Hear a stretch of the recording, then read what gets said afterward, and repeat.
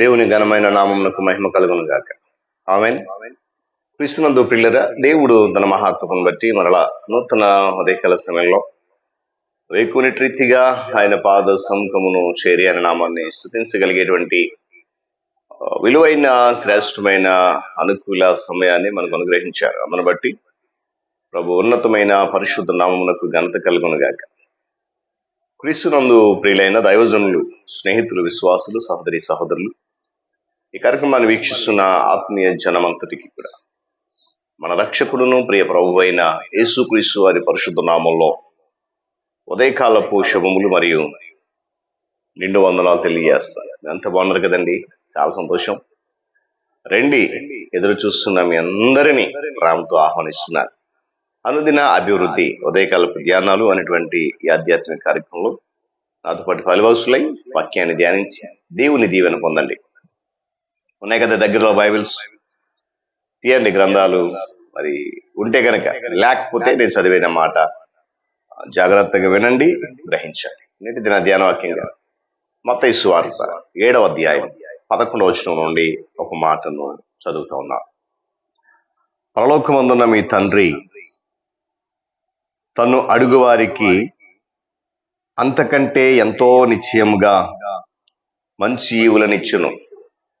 దేవుడు తన పరిశుద్ధ లేఖన మాటను మన కొరకు దీవించునుగా. ప్రార్థన చేద్దాం. మహాశక్తిమంతుడును బలవంతుడైన మా తండ్రి, మీకు వందనాలు. ఆత్మ సంబంధమైన ఈ మాటలు ధ్యానించగలిగేటువంటి ఒక విలువైనటువంటి కార్యక్రమాన్ని అనుదినము మేము ధ్యానిస్తున్నట్టుగా నడిపిస్తున్నారు మీరు. మీకు వందనాలు మీ ఆత్మ చేత. ఆయన ఈ దినం కూడా అటు మాటలు వినగలిగే ఈ కార్యక్రమంలో మా హృదయాలను సిద్ధం చేయండి, బలపరచండి. క్రీస్తు యేసు వారి పరిశుద్ధ నామమున అడుగుతున్నాను తండ్రి, ఆమేన్. చాలా సంతోషం పిల్లరా. చదవని మాట స్వయంగా యేసు ప్రభు వారు చెప్పినటువంటి మాట. కొండ మీద ప్రసంగంలో యేసుక్రీస్తు ప్రభు వారు చెప్పిన మాటలు ఏంటంటే, తన ఆత్మ ఎవరైతే కలిగి ఉంటారో వారి కొరకు ప్రవర్తన నియమావళి అనేది ఇచ్చాడు. ఎందుకంటే ఈ సృష్టిలో ఉన్నటువంటి అన్నిటి మీద కూడా దేవుని ఏలుబడి ఉంది.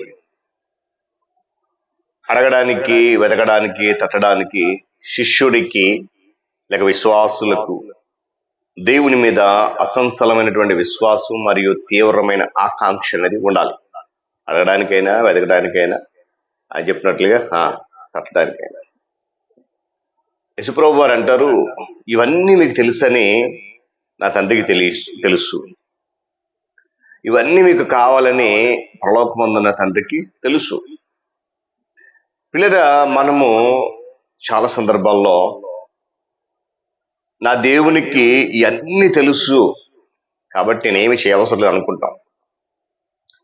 కానీ దేవునికి అన్ని తెలిసినా కూడా మనము ఆయనకు తెలిసిన దాని ప్రకారం నడవాలనేటువంటి సత్యాన్ని కూడా గమనించాలి. నా దేవునికి అన్ని తెలుసు అనే భావన నీలో నాలో ఉన్నప్పుడు మన జీవితంలో ఎదురైనటువంటి కష్టాలను, అనిశ్చితమైన పరిస్థితులను సునాయాసంగా మనం దాటేస్తాం. ఎప్పుడు? నా దేవునికి అన్నీ తెలుసు అన్నప్పుడు. దేవుని ఏలుబడి గురించి నీ మనస్సులో బలమైనటువంటి భావన ఏర్పడక ముందు నీకు ఎదురైనటువంటి ప్రతి మనిషిని సహాయం చేయండి చెప్పి అడిగి ఉండొచ్చు. నువ్వు ప్రతి ఒక్కరి దగ్గర చేయి చాచి ఉండొచ్చు. కానీ ఇప్పుడు అంటే నీ దేవునికి అన్నీ తెలుసు అనే భావన నీలో ఉన్నప్పుడు నీవు మనుషులను అడగవు, అడగాల్సిన అవసరం కూడా లేదు. కారణం ఏంటనంటే, నీకు కావలసిన వాటి గురించి దేవునికి తెలుసు కనుక దేవునిని మాత్రమే అడుగుతావు నీవు. అయితే దేవుని ఆత్మను పొందిన వారిలో దేవుడు నా తండ్రి, ఆయన నన్ను ప్రేమిస్తున్నాడు, ఆయన నా గురించి ఏది మర్చిపోడు, ఇంకా నాకు దిగులు లేదు, భయము లేదు, బెంగ లేదు, ఆందోళన లేదు అనే భావన పుష్కలంగా ఉంటుంది. దేవుని స్తోత్రం చెప్పండి కదా. హల్లెలూయా. మరి రోజు మనలో ఉందా? దేవునికి నా మీద ఏలుబడి చేసే అర్హత ఉంది, హక్కు ఉంది, హక్కుదారుడు ఆయన. కాబట్టి నా గురించి అంతా ఆయనే తెలుసు. నేనేంటి అనేది పిన్ టు పిన్ ఆయనకి తెలుసు అనే భావన నీలో ఉన్నప్పుడు నీకే చింత దిగులు లేదు. దేవుని స్తోత్రం కలిగి ఉండే అలా మనం చాలా సందర్భాల్లో సహాయం కొరకు చాలా ప్రదేశాలు తిరుగుతాం, చాలా పరిస్థితులను కల్పించుకుంటాం. అయితే ఎక్కడా కూడా మనకు సహాయం లభించలేదు అనుకోండి.